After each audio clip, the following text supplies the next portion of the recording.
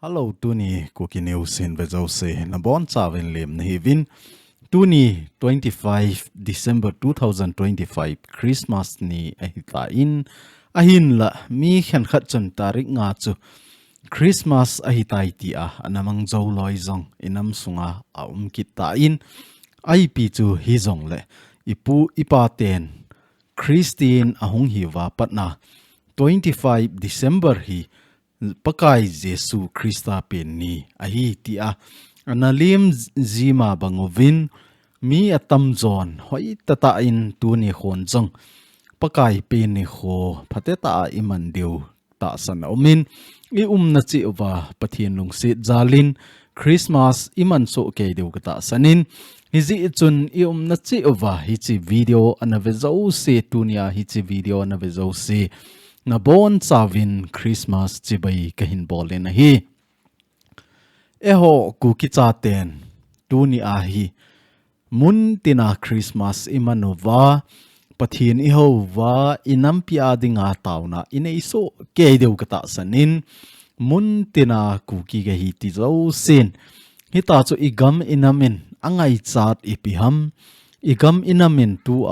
athum hi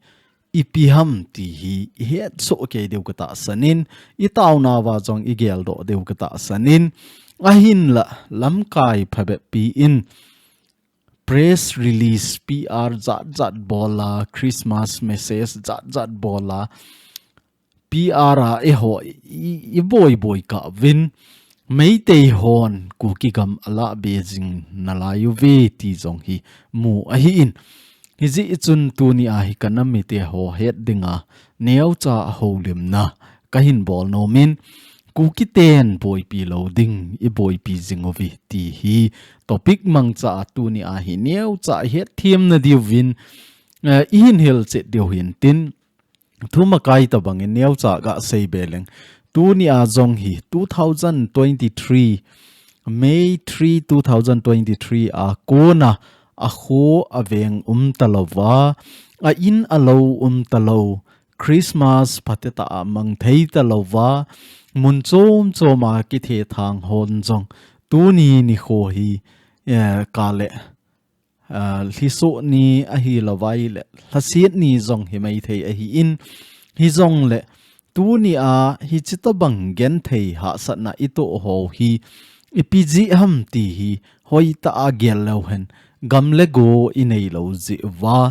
hi chita banga email mahovin eibol gen thei a hi ti pa hi igel ro thein di win atha be in elungu gel kit no hitin tu a hi Kuki CHATEN hausa su mangding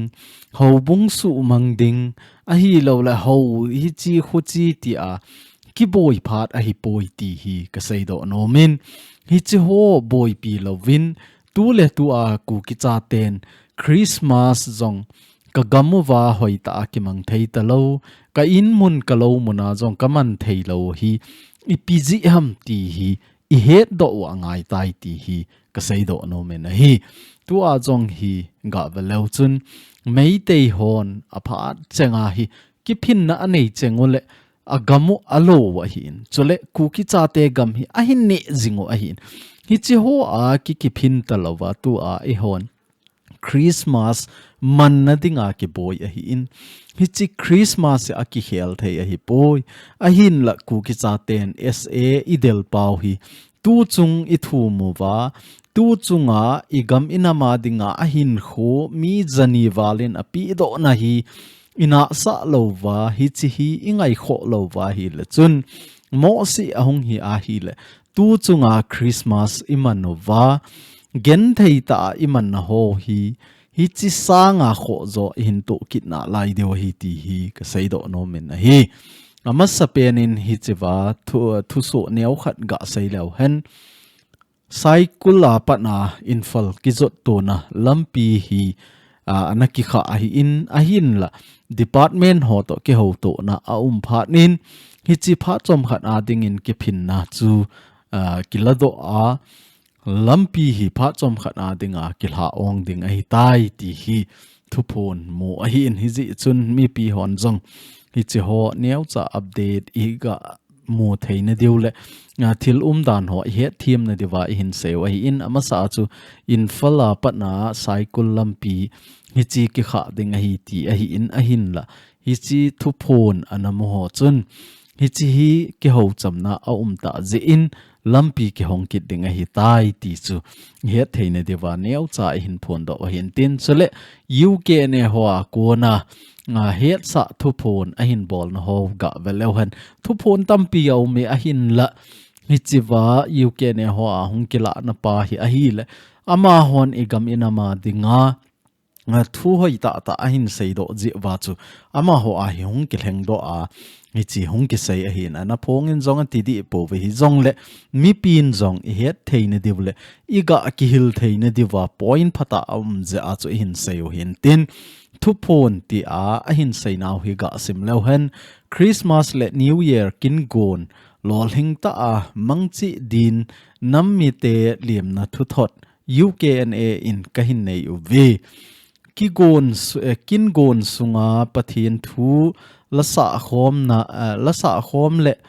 nam ngai lu thu a imachal uwa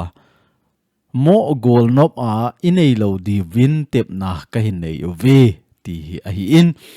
Babylon gama Israel CHATEN mi te vai hop na no gama iti wa choila ka sa deu ham ti a ei chiwa sam jale som thum le sagi chang li a pana chang gu men a sei banga ti a ki phin bangova pathian koma ki vai hop na tum sa nei pi lo ule iti ki pa ta a kaliem diu ham ti a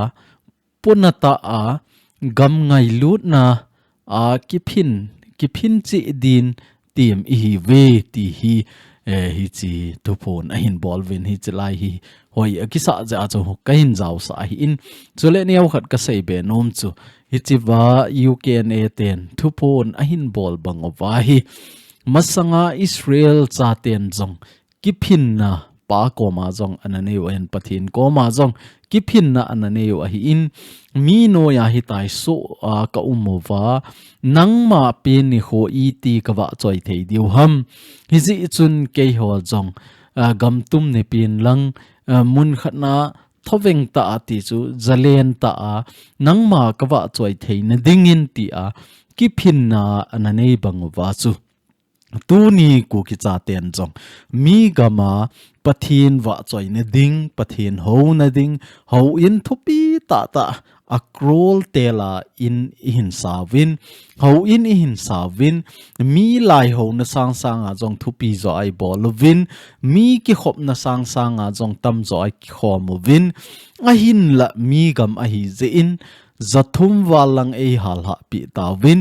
pathin idei bangwa jong i ho thei ta po win ama pin ni kho hoi ta in jong ilim thei ta po win hi chi to banga chu TUNI a hi pathin koma ikipinu wa pathin koma jong thum na lungil ta al thum na inei wa ke ho jong separate administration ne pe win nangma holding kano mu win a hin la mi gama hi chi to banga nang ho na ding la nang lim na dinga in ka sa ho jong isu siat pi ta win ka gamu jong e chu pi ta win hi ji chun Kuki CHATEN zalen ta anang ka ho theina ding le nang kaliem theina diu mon ne pi win ti a hi lungil ta i taw diu hi ti pa chu TUNI niau cha iga seibe theu hintin golnop eltol a seibe nawa UKNA ho thu pho na kona a seibe nawa chu golnop eltol mo wa chawai gal nei lo banga lo wa nampi hen kol tan na le martyr ho geldo din a chainan tim na kahin nei vi ti hi UKNA Department of Information kona mu ahin TUNI a hi 25 December 2025 ni a hichito bang Christmas amang thei hon iman na chungova inu ipa isopi isangam amang thailo tampi igam inama dinga ahin kho anapi zong hita in hichi ho zong gel do hitin tunia kasopi kasangamin kagam kanama dinga ahin kho anapi athisan anaphalna hi mo se hilo dingin tunia patna pan latha ki no hitin pathin ko ma thu mo hitin gel do o hitin achi saho dinga jong tauna ne yo hitin kuki chaten jong pathin I ho naule ama ilim thei na dingovin gamtum zalian ta inei thei na divin hita chu pathin ko ma ithum diwa hi ti hi new cha iga sebe ke no hintin chule ko tu defense langa ko na het sa na hungki ball niaw cha ga vekit lew hen promo ho jong chu inamu diwa hitai na video ho chu anamu khanai lo hon jong social media ho a chu phatet chan an check lew chun namu diwa hin hi chu to banga hi to lai pau mit ti hi manding to gon anei win hi china chunga jong hi Kuki channel family ho hi nga jong budget in CMP event hi to gon ahin nei vin ahin la ki ke ho to thailo ze in ima hi chi chung changa hi to gon ki bol pon hi jong le het deu khat chu hi chi hi ahung lung ding January date 5 apatna date 10 chan ke ya hi to lai pau mit ti hi manding a hi ti hi het sa na ahin bol win hi chi hi ahang pi a chu to lai pau mit ti a hi sports ki chep na goal se ho jong ding a hi ti a hi in hi jong le akitup le akidoi pen chu hi chi chu a hi po in tu chunga kampu pi Sadar Hills gamkai sunga volunteer zo si kisu homa seminar nei ding igam inama dinga ipan la na ho hi mo se a hi poi hoi ta ipan khom deu khat la khat ki het to ding khat la khat ki lung se ding khat la khat thakhat na pan khom ding ipan khomai le ha na hi ti pa hi het sa na dinga to gon ki nei jing a hi in hi to banga chu date 5 apana date 10 chan gei hi volunteer mun chom choma area za chom choma keima nangma area ti talova Sadar Hills gam kai sunga volunteer zo se kimu hom na le kisu hom na ding chule inam sunga thu sei them ta hon jong hi chikin go na hi pan ahin la wa volunteer ho jong sun le ta salanga kisu hal na ding zan ting le hin lungthim langa kitil khawna za chom igam inam culture hi hen traditional hi hen nationalism lang hi zong le phateta igam inam su hat na dinga kitil khawna hi chito bang kin gon ho hi ki bolding a hi ti zong chu het sa na in bolvin hi chi dung zoya chu mi pi hon jong hi chi to lai pau mi ti hi kichip gol si keu Halloween igam inama dinga pan la ho zo si tu le tu a frontline a dinga VVR pan la jing ho ama ho til khom na dinga to gon kinai a hi ti su het khil lo na dewa in phon no a in chole kanami te ho avela ka hin tep nom hi chi khiala niau cha ka ga sei be nom cha hi le TUNI 25 December 2025 ahi in hi chini azong hi mi tampin ho bung tina ki pa la thanom ta lian khom ibol diu jong ka ta sanin ne khom tuita ta ne khom diu jong ka ta sanin hi chi ho zo se hi EVV ho igol hang ho inam se pai ho win ei ga zalwa hi chi to bang ho hi iman theyu ahi in ahi theya hi le nom ta hin kho iman na ho ahi lo la pathin ilim na ho hi social media post loading in avelin kahin tim kin na hi tunia inam igama dinga boulder panga buffer zone gen theita dap sapumpuma email ma hoilanga kona hongding ham ti a gen theita pan anala hon hichi e ho nopsa na a hi lo le ho than nop na ho social media ho a hin post ding ole ama ho dinga jong hla sap na lin ta hung thei ama ho dinga jong lung hladai na tampi thei a hi ze in hi chi ho hi i post lo di win avelin ka hin tem ket na hi khát le khát hi ta chu ikito sot no wa khát le khát iki het thiam wa khát le khát iki ngai lut ting ole igamo inamo hi khang to ding a hi in khuti lawa ei ma thanop na jing bo a hi lawai le ei ma nop sa na jing bo ingai to wa igam inama dinga pan la ho igel pha lo wa hi le chun tunia inam pin gen thei ha sa na atu sanga gen thei zo ito de wa hi ti zong hi ka sei do nomin UKNA hon to pon a hin bol bang wa chu masanga gal inei masangova icha danova icha lo deu igam inam gal ki chai nai lo a hi ze in igam inama dinga jong hi pathin hi nga hi hen government hi nga hi zong le dan di ta ki phin thei na chana ki phin wa thum thei chana I thum deu hi tu le tu a ku ki chate idin mono a hi ti chu het thim na dewa ka hin phone ket hin tin aban le tu hin hichiwa hi ga veleu chun in jowa jong chu thuma kai to banga chu kan sei na chu kan sei ta in KBC hon jong older a hin bol ta win hichi hi 23 December 2025 a hichi to bang older hong ke bol a hin alang khan a chu ga ge leu chun Christmas a hung hlun ding kinep na lin ta ahin la hi chu to bang thu hung ki so khom hen lang hile alang khana chu nang chunga nanga ga ki hisab le chun anop lo na khat na nanga ga ki chanin lang nang hi chu to banga na ho bung khanin thulu na ahin siam khum dinga kho ga ki ngai to le chun anop ma nom lo hi athu se hi ga sim do po po lo hen Reverend hem kholun hau kip in KBC ta san le China hong pi chule 94 Executive Council kilol na to kikal a thuhil na anejing a Christmas chungchang thu a nisim nga December 2025 ni kho a milham ho lam kaina aneji in KBC le ama kika a ki guizop na zo se hi nisim som ni leni December 2025 ni kho a kon kisutan tai chuto lhona ama hin KBC le KBC ho bung ho chule KBC to tong khom ho zo si amun anei theita lo ding panmun anei na a jong le alha kang ding a hi chi thu su hi akisi na di ta anei lo lai si hi jing ding a hi ti hi thu su anei khuma hin older api khuma hin hi chu a hi le chun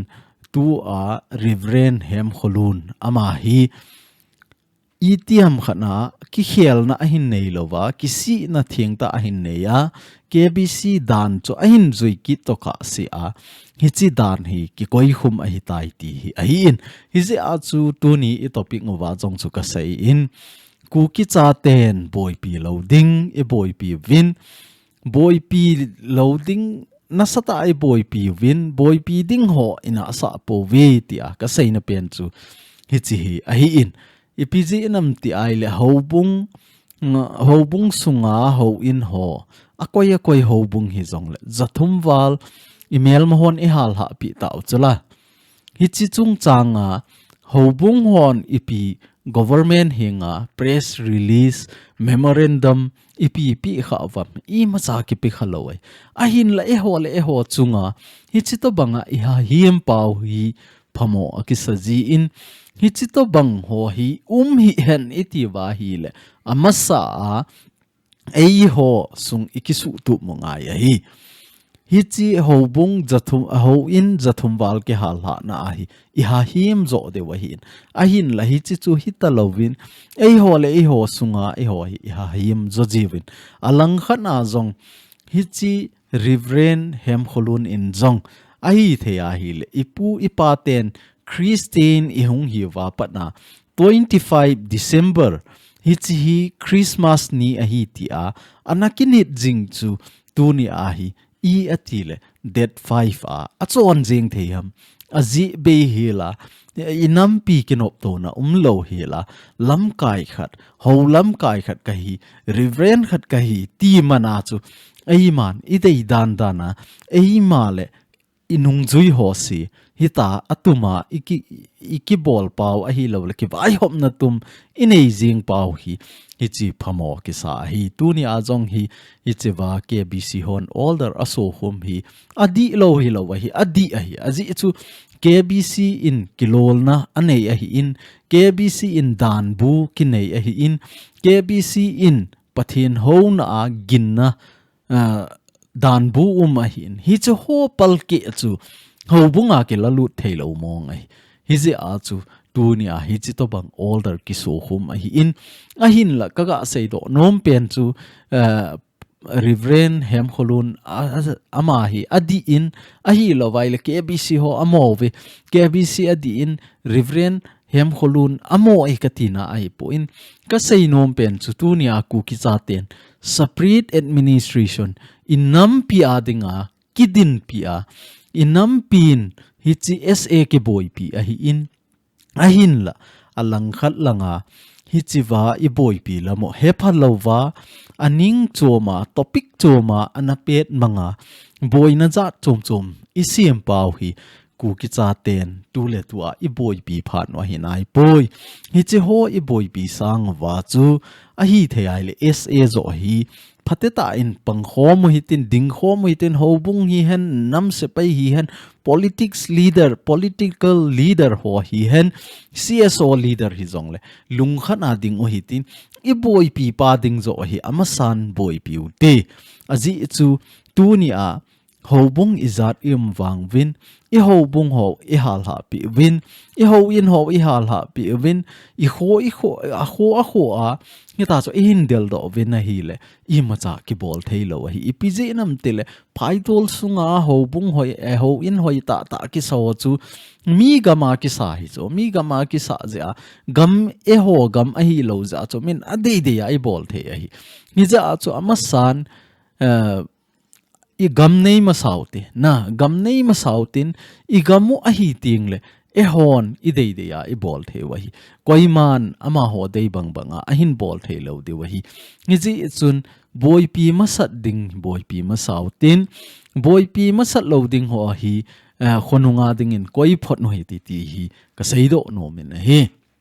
aban kitle e ho hin pathin ho na ho hi azat za na kidem na za chom ene win a hian khan in GMFDI ti ho jong kho adem lawyer umin apom lawyer win hi chwa jong kho tu lai ta ai social media za chom ma jong hi ilu na hi le hi chi ho a ho kinil na atam topic dang ho aki sei ai la koima a sei sau thei jong ki umlo a hin la group khana ho GMFDI hin polut leo chun tang lo hi la non stop ma comment hu lai zal jing group ma comment bol khalo hon jong comment hung ki bol hi chi to banga hu pan ki la hi in hi chi to banga ta san na niau te hi ven tu ni a hi ga velo chun Indian PM pa in jong tweet a bol na hi ga velo chun Christmas mangdinga ama hi Hindu hoi ta pomai aban le mi tampin asei be nawa chu a hi le ama hi RSS ho to ki tho a hi in hi ji chun bong ti lo hi adang holding hello khat na hi ti a jong hi dem na za chom ma se mai a hin la hi chi to bang Hindu ta san ha Hindu religion hoite ta ho khat nin jong tu ni a ho bung sunga alu na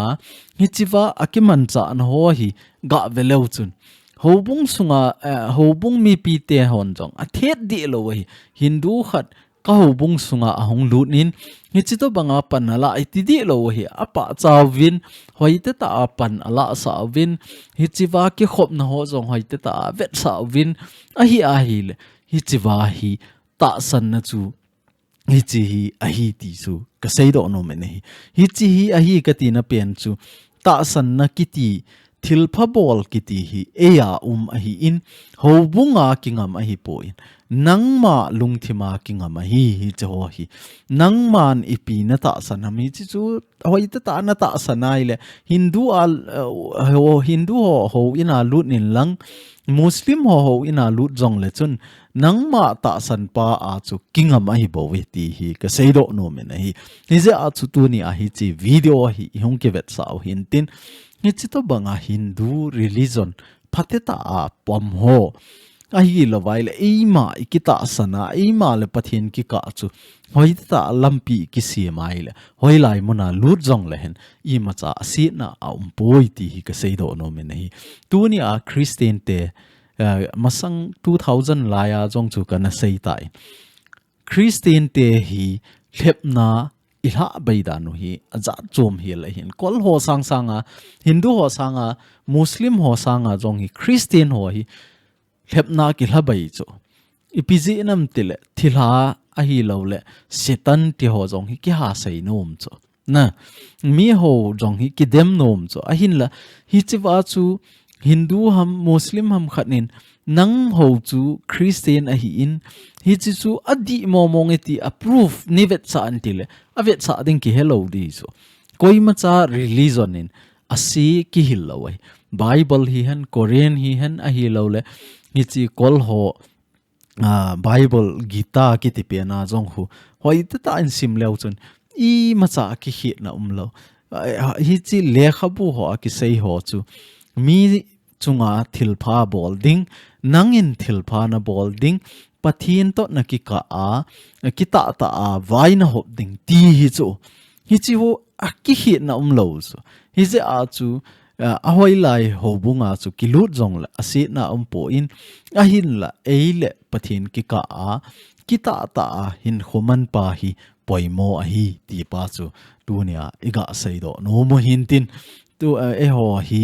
KBC khat chu KCC a hung lut jong le dem kita ki dem a hin hoi lai a chu jong le pathin to ama ki ka a hi in hi chu ho a ikidem sang wa a hi the a hi le igam inamin tu le tu a angai poimo pen ipiham hi chu i het no ngai tu le tu a e hon ki vai hop na tum zalen na kuki chate chunga vai hom hen mei te ho khut noya ki da ta hen ti pa hi ithil thu mo khat ai ze a chu hi chi ithil thu mo wa pangdet no hitin lung khat ta pang mo hitin pang kho mo hitin hi lew han i hat dewa hi e ho le e ho khat la khat ikidem to wa khat la khat ikina jing lai se wa lol hin na jong ki mo pon tin e ho le e ho ki sugen thei e ho le e ho ki hlem hi bo wi izi a chu a hi thei chana khat la khat ki som do lo hitin a ha lo ki to sot no hitin pan khom ding go hitin I pan khom ni tiang le hi chi mei te ho khut noya avela ki kit ta lo ding hi ti chu tu ni I topic dung jui ba iga sei do no mo hin tin zan hela azong chu I mo de wa hin mei te ho na sata a ki phinovin sirowa lut ding ni ti vin ni pui vin a hin la tu ni chan ge ki lut thailo ati win a hin la tu ni news ki mo dan dung juya chu a hi le ama ho jong a lut ki ta vin chule MLA hi hen minister ja chom hon jong hi chiwa a ho ganung lo ho hi ani deule acha deu ho ki thopi na aga bolovi ti ho chan ge jong chu ki mukit ai ta in hi chu ho I mo teng le hin ilaya na in I gam sungo wa mei te ho hong nong chen kit ta a hin la e ho tu ni chan ge a I BOIPI ding pau ki BOIPI ta lo wa ei ho le ei ho ki ka ho langa ki boy loi ho sa le khochaga ki boy loi a hi lo vai le ama area ki boy loi azat na BOIPI lo ding khat I BOIPI jingo hi chi thil di ai boy a hi the ai le pang khom hi tin tu ni ai ku ki CHATEN zalen ta hin ho mango hitin ilung dei bang ta wa vai ho mo hite iti wa hi le ipan khom diu separate administration hi hoi ta idin pi diu ti pa hi a chaina ka ga sai the in tin tuni Kuki new sin be a hin ngai ho zo se na chung chi win ka ki pa in na bon cha win pathin in phat thei na bo jing taw han